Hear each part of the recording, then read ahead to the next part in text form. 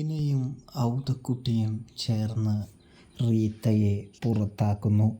അങ്ങനെ പ്രിയ പ്രേക്ഷകരെ, പ്രിയ കൂട്ടുകാരെ, മഴ തോരും മുമ്പേലാണെങ്കിൽ നമ്മുടെ അലീനയുടെ കാര്യവും പറഞ്ഞ് സ്റ്റാലിൻ്റെ തറവാട്ടിൽ എത്തിയിരിക്കുകയാണ്. ഇതേ സമയമാണെങ്കിൽ ജോബിയും റൂബിയും സ്റ്റാലിയോട് പറയുന്നുണ്ട്, ചേട്ടന് ഈ ചെയ്യുന്നത് ശരിയായിട്ട് തോന്നുന്നുണ്ടോ എന്ന് ചോദിക്കുന്നു. എല്ലാവരെയും വെല്ലുവിളിച്ച് ചേട്ടൻ എന്ത് ചെയ്യാനാണ് പോകുന്നത് എന്ന് ചോദിക്കുന്നത് കാണാനായിട്ട് കഴിയുന്നുണ്ട്. ഇതേ സമയം സ്റ്റാൻലി പറയുന്നുണ്ട്, എല്ലാവരെയും വെല്ലുവിളിച്ച് താൻ നിൽക്കുന്നത് വേറെ ഒന്നുകൊണ്ടുമല്ല, തൻ്റെ മകളെ ചേർത്ത് പിടിക്കാനാണ്.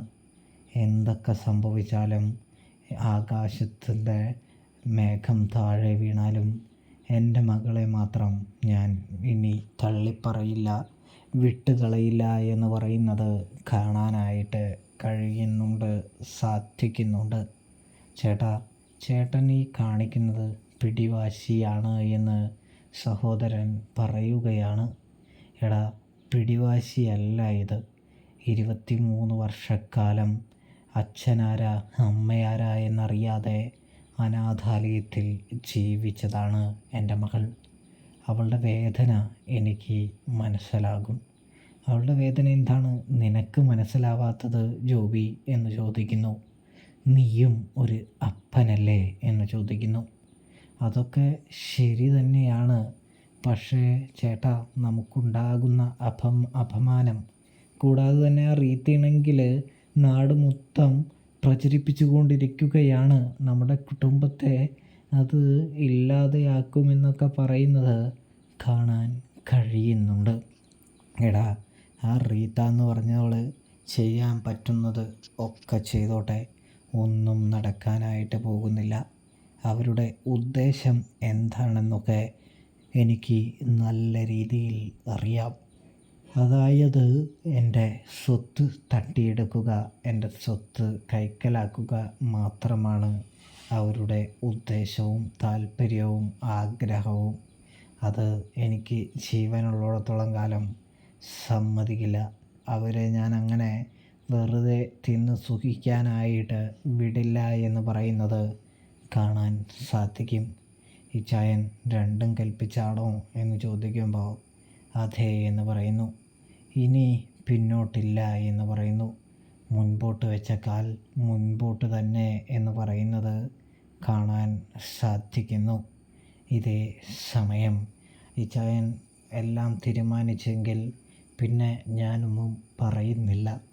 പക്ഷേ നമ്മുടെ കുടുംബത്തിന് വരുന്ന അപമാനം കാര്യങ്ങളൊക്കെ ഇച്ചായൻ തന്നെ ശരിയാക്കിക്കൊള്ളണം എന്ന് പറയുന്നത് കാണാൻ കഴിയുന്നുണ്ട്. ഇതേ സമയം എന്തു തന്നെ സംഭവിച്ചാലും എല്ലാം താൻ നോക്കിക്കൊള്ളാമെന്ന് സ്റ്റാൻലി വാക്ക് കൊടുക്കുകയാണ് സഹോദരങ്ങൾക്ക് എന്ന് കാണാം.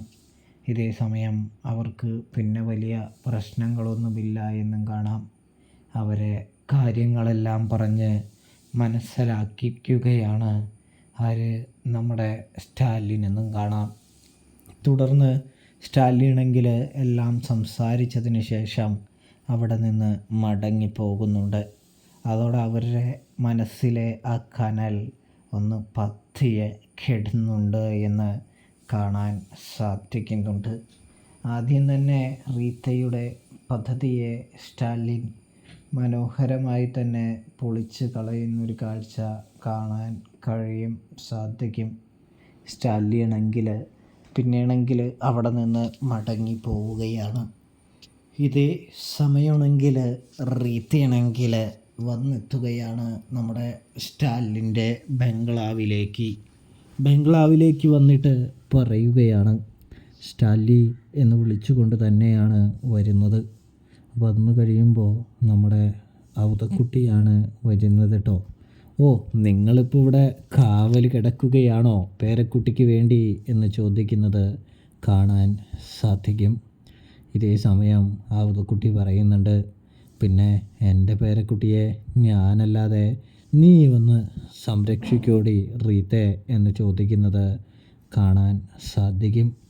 അപ്പോൾ അവളെ പേരക്കുട്ടിയായി അങ്ങനെ അംഗീകരിച്ചു അല്ലേ? നിങ്ങൾ എന്തൊരു തന്തയാടോ എന്ന് ചോദിക്കുന്നത് കാണാൻ കഴിയും. സ്വന്തം മകൻ്റെ ഭാര്യയിലുള്ള കൊച്ചുങ്ങളെ നോക്കാനോ അവരെ ഒന്ന് വിളിക്കാനോ സ്നേഹിക്കാനോ തയ്യാറാകുന്നില്ല. ഇപ്പോൾ എവിടെന്നോ പിഴച്ച് പ്രസവിച്ച് അവളെ കൊണ്ടുവന്നിട്ട് അവളെ പേരക്കുട്ടിയാണെന്ന് പറഞ്ഞുകൊണ്ട് നടക്കാൻ നാണാവില്ലടോ തനിക്ക് എന്ന് ചോദിക്കുന്നത് കാണാം. ഞാൻ എന്തിനാ നാണിക്കുന്നത് റീതാമേ? എനിക്ക് അതിൻ്റെ ആവശ്യകതയോ കാര്യങ്ങളോ ഒന്നും തന്നെയില്ല. പിന്നെ എൻ്റെ മകൻ്റെ ഭാര്യയുടെ മക്കളുടെ കാര്യം നീ പറഞ്ഞില്ലേ, അവർ എന്നെ അന്വേഷിക്കുന്നുണ്ടോ? അവർക്ക് എന്നെ കാണാൻ വരണമെന്നുണ്ടോ? നീ അവരുടെ മനസ്സിൽ ഓരോന്ന് പറഞ്ഞ് വിഷം കുത്തിവെച്ചിരിക്കുകയല്ലേ എന്ന് ചോദിക്കുന്നത് കാണാനായിട്ട് സാധിക്കുന്നു.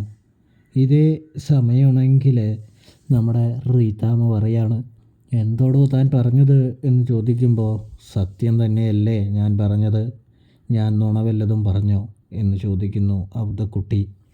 ഇതേ സമയം റീത്തയ്ക്കാണെങ്കിൽ നല്ല രീതിയിൽ ദേഷ്യം വരുന്നുണ്ട്.